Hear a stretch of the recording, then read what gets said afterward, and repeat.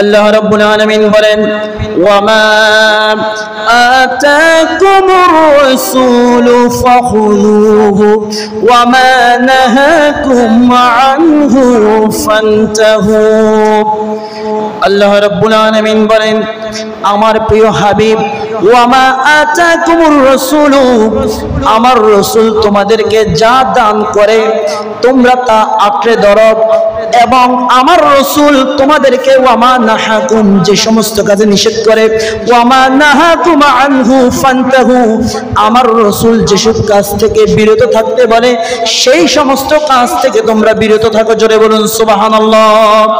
এরপরে আল্লাহ বলেন ওয়াত্তাকুল্লাহ এবং তোমরা আমি আল্লাহকে ভয় করো, কেননা ইন্নাল্লাহা শাদীদুল ইকাব আমি আল্লাহ রাব্বুল আলামিন হচ্ছি শাস্তি দানের ব্যাপারে অত্যন্ত কঠোর। জোরে বলুন আল্লাহু আকবার।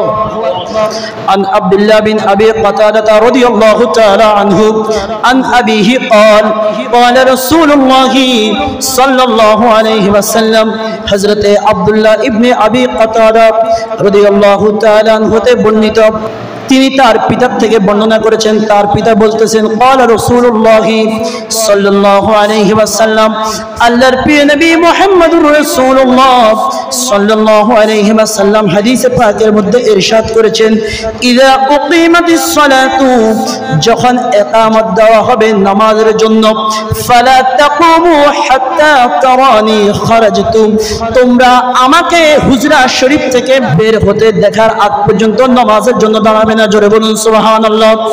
এই হাদিস খানার ব্যাখ্যার মধ্যে রয়েছে রাসূল পাকের হুজরা শরীফ ছিল মসজিদে নববীর একবারে পাশে। আল্লাহর নবী মুয়াজ্জিন ইকামতের সময় যখন বলতেন হাইয়া আলাস সালাত তখন আল্লাহর নবী মসজিদে ওনার হুজরা শরীফ থেকে বের হতেন এবং আল্লাহর প্রিয় নবীকে দেখে দেখে সমস্ত সাহাবায়ে কেরাম নামাজের জন্য দাঁড়িয়ে যেতেন। জোরে বলুন সুবহানাল্লাহ।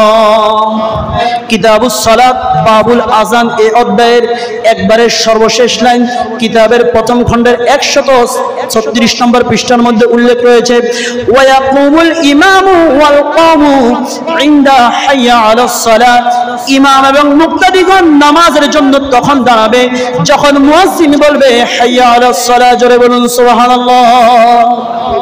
আউযু বিল্লাহি মিনাশ শাইতানির রাজীম বিসমিল্লাহির রাহমানির রহিম ওয়ামা আতাকুমুর রাসূলু ফাখুযুহু ওয়ামা নাহাকুম আনহু ফান্তাহু ওয়াত্তাকুল্লাহা ইন্নাল্লাহা শাদীদুল ইকাব إن الله وملائكته يصلون على النبي يا أيها الذين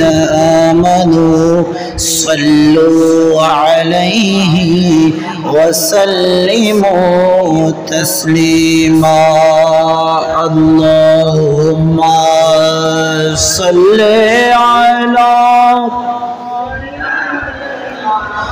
مولانا محمد وعلى آله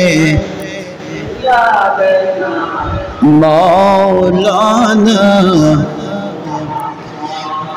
কোথায় রইলেন প্রাণের রাসূল আমাদেরকে সারিয়া আপনি বিনে কি লাভ হবে এই দরাতে বসিয়া আল্লাহুম্মা সাল্লি مولانا محمد وعلى آل سيدنا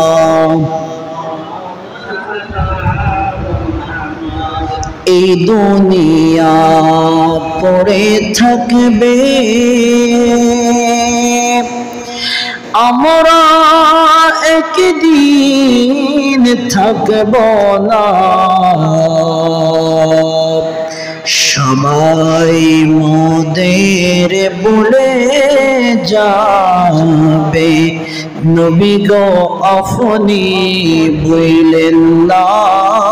আল্লাহুম্মা সাল্লি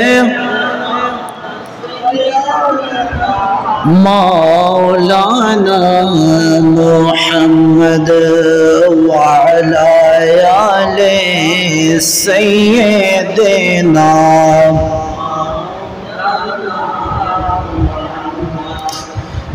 সিজদায় পড়ে কান্দেন নবী,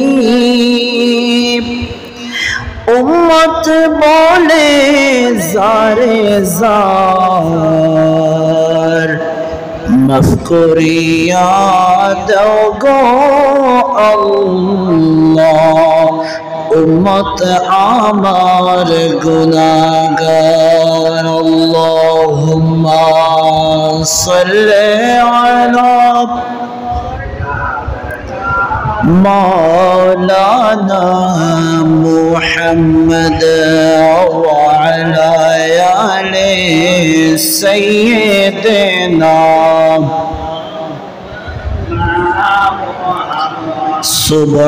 সুবহানাল্লাহ ওয়ালহামদুলিল্লাহ, লা ইলাহা ইল্লাল্লাহ। সুবহানাল্লাহ ওয়ালহামদুলিল্লাহ, লা ইলাহা ইল্লাল্লাহ, লা ইলাহা ইল্লাল্লাহ, লা মাকসুদা ইল্লাল্লাহ, লা মাওজুদা ইল্লাল্লাহ, লা মা'বুদা ইল্লাল্লাহ, লা ইলাহা ইল্লাল্লাহ। حسبي ربي جل الله، ما في قلبي غير الله، نور محمد صلى الله، لا إله لا إله إلا الله محمد رسول الله। সকলে উচ্চ কণ্ঠে পড়ুন সাল্লাল্লাহু আলাইহি ওয়াসাল্লাম। উপস্থিত দক্ষিণ বাটরা গাউসুল আজম রাদিয়াল্লাহু তাআলা আনহু জামে মসজিদের সম্মানিত মুসল্লিয়ানে ইকরাম, মুরব্বিয়ানে আযম, বেরাদারানে ইসলাম, বিশেষ করে পর্দার আড়াল থেকে যারা আমার কথাগুলো শ্রবণ করছেন, আবেদা জাহিরা তৈয়বা তাহিরা মা এবং বোনেরা, প্রত্যেকের প্রতি আমার আবারও সালাম, আসসালামু আলাইকুম ওয়া রাহমাতুল্লাহি ওয়া বারাকাতুহু। আল্লাহ রাব্বুল আলামিনের দরবারে লক্ষ কোটি শুকরিয়া আদায় করি, যেই আল্লাহ রাব্বুল আলামিন দয়া করে, মায়া করে, মোহাব্বত করে দীর্ঘ প্রায় এক সপ্তাহের বেশি একটানা বৃষ্টি লেগে রয়েছে। আজকেও সকাল থেকে কয়েক দফায় ছোট বড় পরিসরে বৃষ্টি হচ্ছে, আরো দুই একদিনে হয়তো বৃষ্টি হওয়ার সম্ভাবনা আছে।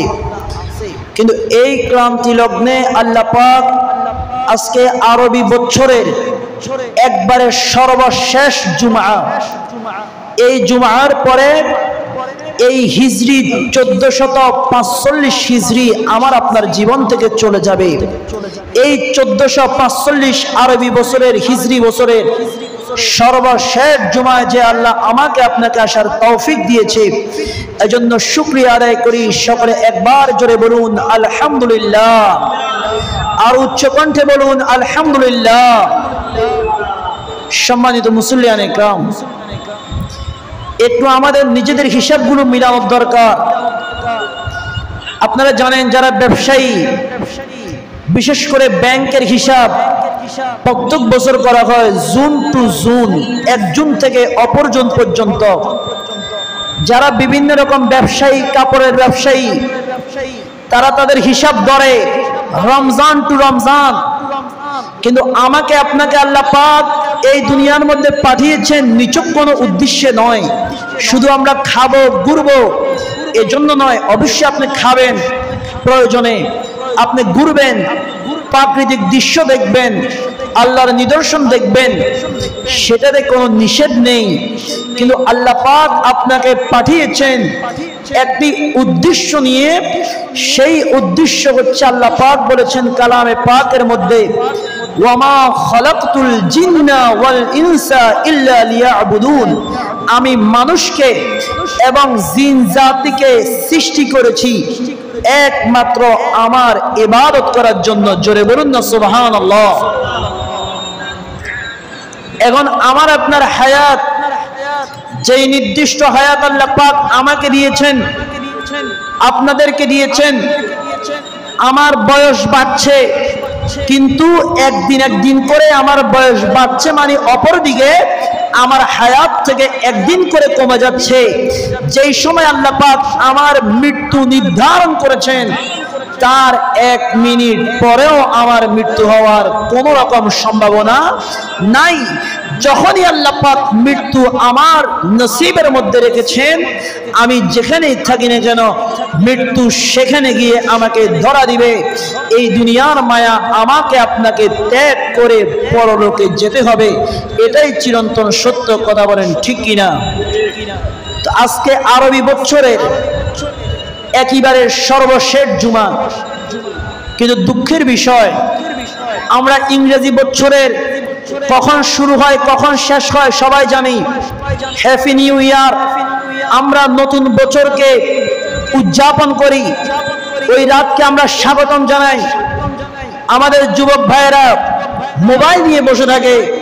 ডিসেম্বর মাসের 31 তারিখ রাত 12টা 1 মিনিট থেকে শুরু করে কে কার পূর্বে, কে কার আগে ফেসবুকে পোস্ট করতে পারে, স্ট্যাটাস দিতে পারে, এটা নিয়ে অনেক ব্যস্ত থাকে। ইংরেজি মাস কখন শুরু হয় কখন শেষ হয় সবাই খবর রাখে। বাংলা মাস কখন শুরু হয় শেষ হয় সেটাও খবর রাখে। এবং পহেলা বৈশাখ উদযাপন করে পান্তা ইলিশ খেয়ে। কিন্তু আরবি বছর দীর্ঘ 1টি বছর আমাদের থেকে বিদায় নিয়ে চলে যাচ্ছে। কিন্তু অনেক বান্দা এ সম্পর্কে একেবারে গাফেল, এ সম্পর্কে একেবারে অনবহিত। এটা অনেকের চিন্তাধারার মধ্যেও নাই। কিন্তু একটু চিন্তা করেন, চোখটা বন্ধ করে শুধু একটু হিসাব করে দেখেন আপনার হায়াত কতটুকু আপনি মৃত্যুর কাছাকাছি চলে যাচ্ছেন। আপনি চাইলেও এই 1445 হিজরি আপনার জীবনে আর আসবে না।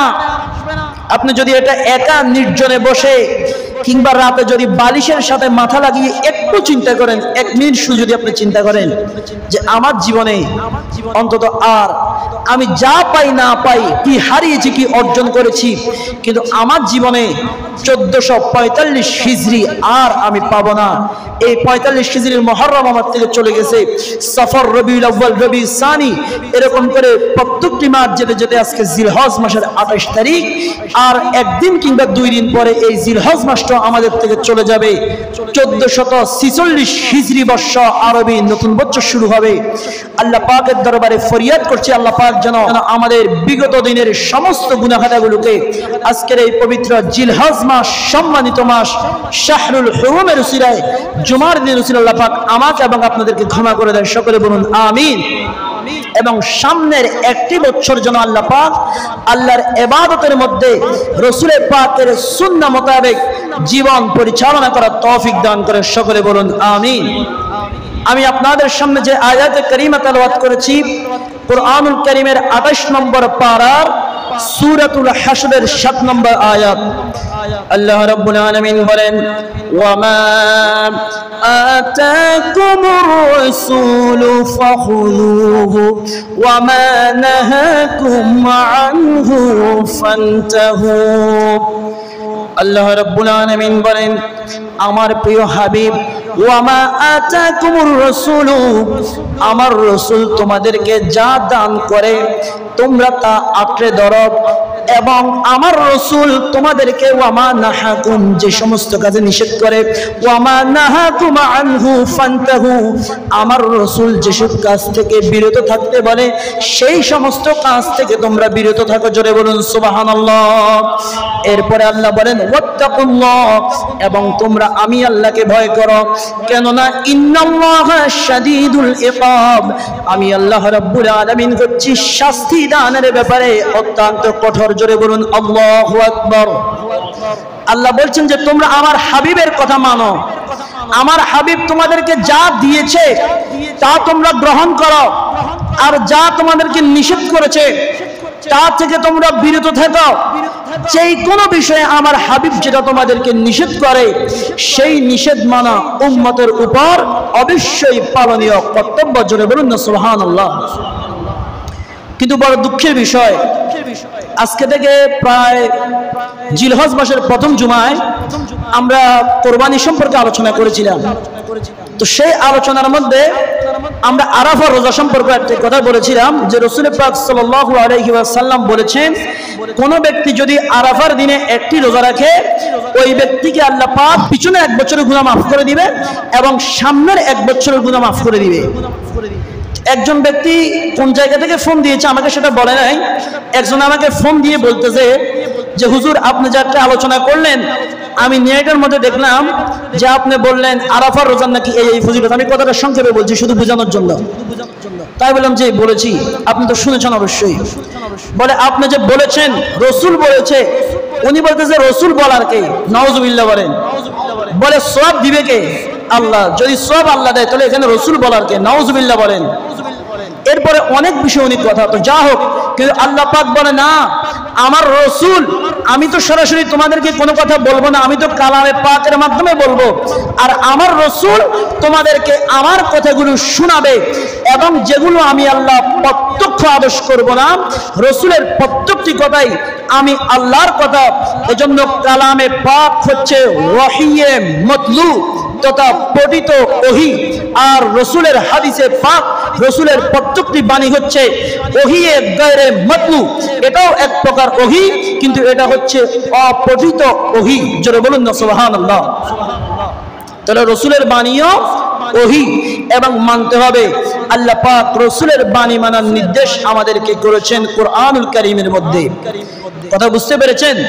তো যা হোক, আমি আজকে যে বিষয়টি নিয়ে আলোচনা করব, রাসূল পাক হাদিসে পাকের মধ্যে বলেছেন কোন ব্যক্তি যদি যখন যেই সমাজের মধ্যে আমার একটি সুন্নত কারণে অকারণে বিলুপ্ত হয়ে যাবে ওই সময় যদি কোন একজন ব্যক্তি আমার সামান্য একটা সুন্নত জিন্দা করে তাহলে সেই ব্যক্তি 100 শহীদের সওয়াব পাবে। জোরে বলুন না সুবহানাল্লাহ। আজকে আমি যে বিষয়টা নিয়ে আলোচনা করব, যেই সুন্নতটা নিয়ে, সেটি হচ্ছে ইকামতের সময় আপনারা কখন দাঁড়াবেন এই বিষয়টুকু নিয়ে হাদিসে পাক থেকে আমাদের সকলের জানার প্রয়োজন আছে কিনা। হাদিসে পাকের মধ্যে তিরমিজি শরীফের প্রথম খণ্ডের ৭৬ পৃষ্ঠার মধ্যে হাদিসখানা উল্লেখ হযরতে আব্দুল্লাহ ইবনে আবি কাতাদা রাদিয়াল্লাহু তাআলা আনহু হতে বর্ণিত। عن عبد الله بن أبي قتادة رضي الله تعالى عنه عن أبيه قال قال رسول الله صلى الله عليه وسلم حضرت আব্দুল্লাহ ইবনে আবি কাতাদা রাদিয়াল্লাহু তাআলা আনহু হতে বর্ণিত, তিনি তার পিতার থেকে বর্ণনা করেছেন। তার পিতা বলতেছেন قال رسول الله صلى الله عليه وسلم আল্লাহর প্রিয় নবী মুহাম্মদুর রাসূলুল্লাহ সাল্লাল্লাহু আলাইহি ওয়াসাল্লাম হাদিসে পাকের মধ্যে ইরশাদ করেছেন, ইযা উকিমাতিস সালাতু, যখন ইকামত দেওয়া হবে নামাজের জন্য, ফালা তাকুমু হাত্তা তারানি খারাজতু, তোমরা আমাকে হুজরা শরীফ থেকে বের হতে দেখার আগ পর্যন্ত নামাজের জন্য দাঁড়াবে না। জোরে বলুন সুবহানাল্লাহ। এই হাদিস খানার ব্যাখ্যার মধ্যে রয়েছে, রাসূল পাকের হুজরা শরীফ ছিল মসজিদে নববীর একবারে পাশে। আল্লাহর নবী মুয়াজ্জিন ইকামতের সময় যখন বলতেন হাইয়া আলাস সালাত, তখন আল্লাহর নবী মসজিদে ওনার হুজরা শরীফ থেকে বের হতেন এবং আল্লাহর প্রিয় নবীকে দেখে দেখে সমস্ত সাহাবায়ে কেরাম নামাজের জন্য দাঁড়িয়ে যেতেন। জোরে বলুন সুবহানাল্লাহ। এখানে একটি বিষয় লক্ষণীয়, আল্লাহর নবী বলেছেন আমাকে না দেখলে দাঁড়াবে না। আল্লাহর নবী তো এটাও বলতে পারতেন চাইলে যে তোমরা আমাকে না দেখার আগ পর্যন্ত ইকামত দিবে না, এটা বলতে পারতেন কিনা? কিন্তু আল্লাহর নবী ইকামত না দিতে নিষেধ করে নাই। আল্লাহর নবী বলে তোমরা মুসল্লিরা তখন দাঁড়াবে যখন আমি নবী আমার হুজরা শরীফ থেকে বের হব, আর রাসূল পাক হুজরা শরীফ থেকে তখনই বের হতেন যখন মুয়াজ্জিন হাইয়া আলাস সালাহ বলতেন। জোরে বলুন সুবহানাল্লাহ। হযরতে ইমাম মুহাম্মদ কীর্তক লিখিত মুওয়াত্তা কিতাবের মধ্যে তিনি উল্লেখ করেছেন, ক্বালা মুহাম্মদ, হযরতে মুহাম্মদ রাহমাতুল্লাহি আলাইহি তিনি বলেন, ইয়ামবাগি লিকওমি, মুক্তাদিদের জন্য মুসল্লিদের জন্য উচিত হচ্ছে, ইযা ক্বালাল মুয়াজ্জিনু, মুয়াজ্জিন যখন বলবে হাইয়া আলাল ফালাহ, মুয়াজ্জিন যখন হাইয়া আলাল ফালাহ বলবে, আইয়াকুমু ইলাস সালাতি, তখন তারা নামাজের জন্য দাঁড়াবে, ফায়াসুফু ওয়া ইউসাউ সুফুফা ওয়া ইউহাযু বাইনাল মানাকিবি, এবং তারা তখন দাঁড়িয়ে কাতার সোজা করবে এবং তারা একজনের কাঁধের সাথে অপরজন কাঁধ মিলাবে। জোরে বলুন সুবহানাল্লাহ। এখন দেখা যায় বিভিন্ন মসজিদের মধ্যে নতুন আরেকটা ফেরকা বের হয়েছে, তারা বলে যে রাসূল পাক বলেছে কাঁধের সাথে, প্রথম শর্ত হচ্ছে কাঁধের সাথে কাঁধ, একজনের কাঁধের সাথে আরেকজনের কি লাগতে হবে? কাঁধ লাগতে হবে। এখন বিভিন্ন জায়গার মধ্যে মসজিদে গেলে দেখা যায় অনেক বান্দা আছে ইচ্ছাকৃতভাবে এক পা এই মাথায় আর এক পা ওই মাথায় দিয়ে দাঁড়ায়। এরা বলে এটা নাকি সুন্নাহ। বলে সুন্নাহ কেন? বলে রাসূল পাক বলেছে যাতে মাঝখানে কোনো জায়গা খালি না থাকে, নাহলে ওই জায়গা দিয়ে শয়তান ছাগলের বাচ্চার মতো কি করবে? দৌড়াদৌড়ি করবে। তো যারা এরকম একটা উত্তরে আরেকটা দক্ষিণে, একটা রামগঞ্জ আরেকটা লক্ষ্মীপুরে পা দিয়ে দাঁড়ায়, ওখান দিয়ে শুধু ছাগলের বাচ্চা না, একবারে শয়তান গরুর বাচ্চার মতো যাইতে পারবে। কথা বলেন ঠিক কিনা? এর পরবর্তীতে আল্লামা মোল্লা আলী কারি রাহমাতুল্লাহি আলাইহি লিখিত মিরকাতুল মাফাতির মধ্যে প্রথম খণ্ডের 419 পৃষ্ঠায় উল্লেখ করেছেন, ওয়ায়াকুমুল ইমামু ওয়াল কওমু ইনদা হাইয়া আলাস সালাহ, ইমাম এবং মুক্তাদিগণ নামাজের জন্য তখন দাঁড়াবে যখন মুয়াজ্জিন ইকামতের সময় হাইয়া আলাস সালাহ বলবে। জোরে বলুন সুবহানাল্লাহ। এবং ফতোয়ায়ে আলমগীরের মধ্যে রয়েছে, যেই ফতোয়ার কিতাবটা সর্বপ্রাচীন একটি ফতোয়ার কিতাব, শত শত বছর আগে লিখিত, হযরতে বাদশাহ আলমগীর রাহমাতুল্লাহি আলাইহি তিনি তৎকালীন সময়ে 700 বিজ্ঞ আলেম দিয়ে তৎকালীন সময়ে 16 লক্ষ টাকা খরচ করে এই ফতোয়ার কিতাবটি তিনি লিখেছেন। এই ফতোয়ার কিতাবের নাম হচ্ছে ফতোয়ায়ে আলমগীরি। এই ফতোয়ার কিতাবের মধ্যে স্পষ্টভাবে উল্লেখ রয়েছে, ইযা দাখালার রাজুলু, যখন কোনো ব্যক্তি ইনদাল ইকামাতি প্রবেশ করবে, ইকামত চলার সময় কোনো ব্যক্তি যদি মসজিদে প্রবেশ করে, ইয়াকরাহু লাহুল ইন্তিজারু কাইমান, ওই ব্যক্তি নামাজের জন্য দাঁড়িয়ে থাকা হচ্ছে মাকরুহ তথা মাকরুহে তাহরিমি, ওয়ালাকিন ইয়াকউদু, বরং সে ব্যক্তি ইকামতের সময় প্রবেশ করলো মসজিদে সে বসে যাবে, সুম্মা ইয়াকুমু ইযা বালাগাল মুয়াজ্জিনু কাউলুহু হাইয়া আলাস সালাহ, অতঃপর মুয়াজ্জিন যখন হাইয়া আলাস সালাহ বলবে তখন ওই ব্যক্তি নামাজের জন্য দাঁড়িয়ে যাবে। জোরে বলুন সুবহানাল্লাহ। কোন ব্যক্তি যদি ইকামত চলার সময় আগে প্রবেশ করে তো আসেনি, ইকামত চলার সময় যদি কোনো ব্যক্তি প্রবেশ করে, ইযা দাখালার রাজুলু ইনদাল ইকামাতি, কোন ব্যক্তি যদি ইকামত চলার সময় মসজিদে প্রবেশ করে, তখনও সেই ব্যক্তি কাইমান ইয়াকরাহু লাহুল ইন্তিজারু, ওই ব্যক্তি দাঁড়িয়ে থাকা এটা হচ্ছে মাকরুহ তথা মাকরুহে তাহরিমি। ওই ব্যক্তি তখন বসে যাবে এবং মুয়াজ্জিন যখন বলবে হাইয়া আলাস সালাহ তখন ওই ব্যক্তি নামাজের জন্য দাঁড়াবে। জোরে বলুন না সুবহানাল্লাহ। এবং মারাকিলুল ফালাহ কিতাবের প্রথম খণ্ডের মধ্যে রয়েছে ইজা আখাযাল মুয়াজ্জিনু ফিল ইকামাতি ওয়া ইয়াদখুলু রাজুলুন ফিল মসজিদি, মুয়াজ্জিন যখন ইকামত শুরু করবে ওয়া ইয়াদখুলু রাজুলুন ফিল মসজিদি, এমত অবস্থায় কোন ব্যক্তি যদি মসজিদে প্রবেশ করে ফা ইন্নাহু ইয়াকুদু, তাহলে অবশ্যই সে বসে যাবে। ওয়ালা ইনতিজারু কাইমান ফা ইন্নাহু মাকরুহুন, কোন অবস্থায় সে দাঁড়িয়ে নামাজের জন্য অপেক্ষা করবে না, কেননা ফাইন্নাহু মাকরুহুন, এটা হচ্ছে মাকরুহে তাহরিমি। এর পরবর্তীতে ফতোয়ায়ে শামির মধ্যে স্পষ্টভাবে আরো উল্লেখ রয়েছে ইয়াকরাহু লাহুল ইনতিজারু কাইমান, কোন ব্যক্তি ইকামতের শুরুতে নামাজের জন্য দাঁড়িয়ে যাওয়া হচ্ছে মাকরুহ। ওয়ালাকিন ইয়াকুদু, বরং সবাই বসে থাকবে। সুম্মা ইয়াকুমু ইজা বালাগাল মুয়াজ্জিনু হাইয়া আলাল ফালাহ, আর মুসল্লিগণ তখন দাঁড়াবে যখন মুয়াজ্জিন ইকামতের সময় হাইয়া আলাল ফালাহ বলবে। জোরে বলুন সুবহানাল্লাহ। শুধু তাই নয়, এর পরবর্তীতে সর্বশেষ আরেকটি কিতাবের নাম হচ্ছে শারহে বেকায়া, যেটি ফিকহের কিতাব।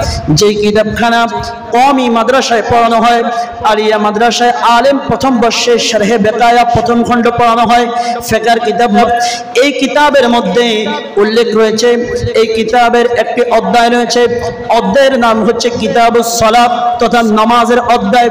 সেই অধ্যায়ের ভিতরে একটা পরিচ্ছেদ রয়েছে, ওই পরিচ্ছেদের নাম হচ্ছে বাবুল আযান। ভালোভাবে লক্ষ্য করুন, ওই কিতাবটি অনলাইনের মধ্যে রয়েছে, বাংলা পিডিএফ সহ আছে বাংলা, সেখান থেকেও আপনারা শারহে বেকায়া লিখলে দেখতে পারবেন। কিতাবুস সালাত বাবুল আযান এই অধ্যায়ের একবারে সর্বশেষ লাইন কিতাবের প্রথম খণ্ডের 136 নম্বর পৃষ্ঠার মধ্যে উল্লেখ রয়েছে ওয়া ইয়াকুমুল ইমামু ওয়াল কওমু ইনদা হাইয়া আলাস সালাহ, ইমাম এবং মুক্তাদিগণ নামাজের জন্য তখন দাঁড়াবে যখন মুয়াজ্জিন বলবে হাইয়া আলাস সালাহ। জোরে বলুন সুবহানাল্লাহ। ফিকহের কিতাবের মধ্যে দুইটি কথাই বারবার করে উল্লেখ রয়েছে। এখন আপনারা, আমি যে কয়েকটা হাদিস বলেছি, ইবারত বলেছি, এর মধ্যে কয়েকটি ইবারতের মধ্যে আছে হাইয়া আলাস সালাহ, কয়েকটি ইবারতের মধ্যে আছে হাইয়া আলাল ফালাহ। এই দুইটার সময় দাঁড়াতে হবে। হানাফি মাযহাবের ফকিহগণ, আমরা যে মাযহাবের অনুসারী, আমাদের বাংলাদেশের সবাই কি হানাফি মাযহাবের অনুসারী, আমরা সমস্ত কিছু হানাফি মাযহাব অনুযায়ী করে থাকি। তো হানাফি মাযহাবের ফকিহগণ বলেছেন যে এখানে হাইয়া আলাস সালাহ বললে যে দাঁড়ানোর কথা বলা হয়েছে, যখন হাইয়া আলাস সালাহ বলবে তখন দাঁড়ানোর প্রস্তুতি নিবে। কারণ হাইয়া আলাস সালাহ বললে তো লাফ দিয়ে তো দাঁড়ানো যায় না, দাঁড়াইতেও তো সময় লাগে কি না। যখন হাইয়া আলাস সালাহ বলবে তখন মুক্তাদিগণ নামাজের জন্য দাঁড়াবে এবং হাইয়া আলাল ফালাহ বলতে বলতে মুক্তাদিগণ একেবারে সোজা হয়ে দাঁড়িয়ে যাবে। জোরে বলুন না সুবহানাল্লাহ। এজন্য অবশ্যই আপনারা এই সুন্নাহ আমলটি খেয়াল রাখবেন। এই আমলটা হচ্ছে সুন্নাহ, কিন্তু অধিকাংশ জায়গার মধ্যে, বাংলাদেশের অধিকাংশ মসজিদের মধ্যে দেখা যায়, তবে অনেক মসজিদে এটার বিপরীত দেখা যায়। অধিকাংশ জায়গার মধ্যে ইমাম সাহেব আগে থেকেই দাঁড়িয়ে থাকে, মুয়াজ্জিনও দাঁড়িয়ে থাকে, আবার অনেক জায়গায় মুয়াজ্জিন দাঁড়িয়ে বলে যে এই আপনারা সবাই কাতার সোজা করেন, এখন ইকামত হবে, কাতার সোজা করেন, মোবাইল ফোন বন্ধ করেন। মসজিদের মধ্যে ইকামতের আগে কিংবা পরে যিনি মুয়াজ্জিন তিনি কোনো কথাই বলতে পারবে না, কথা বলবে একমাত্র তিনি যিনি হচ্ছে ইমাম। জোরে বলুন না সুবহানাল্লাহ। মসজিদে ইমাম কথা বলবে। হযরতে ওমর ফারুক রাদিয়াল্লাহু তাআলা আনহুর জামানায় নাশকাতুল মাসাবির হাদিসের মধ্যে রয়েছে, ওনার জামানার মধ্যে উনি কাতার সোজা করতেন কিভাবে, যখন ইকামত শেষ হতো, ইকামত শেষ হওয়ার পরে হযরতে ওমর ফারুক তিনি মাওলা আলী শেরে খোদাকে একটি লাঠি দিতেন, হে আলী তুমি এই পুরা কাতারের মধ্যে হাঁটো এবং দেখো কে কাতার সোজা করে নাই, যে কাতার সোজা করে নাই তাকে তুমি প্রহার করো। জোরে বলুন না সুবহানাল্লাহ। কারণ নামাজের মধ্যে রাসূল পাক সাল্লাল্লাহু আলাইহি ওয়াসাল্লাম বলেছেন যে সমস্ত বান্দারা নামাজের মধ্যে কাতার সোজা করবে না, যার কারণে নামাজের কাতার বেঁকা হয়ে যাবে, আল্লাহ রাব্বুল আলামিন ওই বান্দার কলিজাকে বেঁকা করে দিবে। জোরে বলুন না নাউজুবিল্লাহ। এজন্য নামাজের কাতার অবশ্যই কি রাখতে হবে, সোজা রাখতে হবে। এবং নামাজের মধ্যে কাতার সোজা করা হচ্ছে ওয়াজিব। জোরে বলুন নামাজের মধ্যে কাঁধা সোজা করা কি? আরো জোরে বলুন নামাজের মধ্যে কাঁধা সোজা করা কি? ওয়াজিব। এটি অবশ্যই আপনাকে করতে হবে। কিন্তু ইকামতের সময় কাঁধা সোজা করা কি না ওয়াজিব নয়, বরং ইকামতের সুন্নাত হচ্ছে মুয়াজ্জিন যখন হাইয়া আলাস সালাহ বলবে তখন মুক্তাদিগণ দাঁড়াবে এবং ইমামও দাঁড়াবে, আর এর পূর্বে সকলে বসে থাকবে এবং এর পরবর্তীতে ইমামের দায়িত্ব হচ্ছে ইমাম দেখবে কাতার সোজা হয়েছে কিনা, এরপরে নামাজের নিয়ত শুরু করবে। যেন কোনো ব্যক্তি নিয়ত করার পরে বলে না এই তুই সামনের কাতারে আয়, ফিসের কাতারে যাও, ডাইনে যাও, বামে যাও, এরকম কোনো কথা যেন কোনো ব্যক্তি বলার সুযোগ না পায়। কথা বুঝতে পেরেছেন? আল্লাহ পাক আমাদের সকলকে আমল করার তৌফিক দান করুক, সকলে বলুন আমিন। তো যা হোক, সময় অনেক হয়ে গিয়েছে আজকে, আর যার কারণে আলোচনা দীর্ঘায়িত করা যাচ্ছে না। এই আমলটি সুন্নাহ আমলটি সকলে অবশ্যই খেয়াল রাখবেন। ইকামতের সময় কোনো অবস্থাতে হাইয়া আলাস সালাহ বলার আগে দাঁড়াবেন না। আল্লাহ পাক আমাদের সকলকে আজকের এই আলোচনা অনুযায়ী আমল করার তৌফিক দান করুক, সকলে বলুন আমিন। ওয়া আখিরু দাওয়ানা আনিল হামদুলিল্লাহি রাব্বিল আলামিন। আসসালামু আলাইকুম।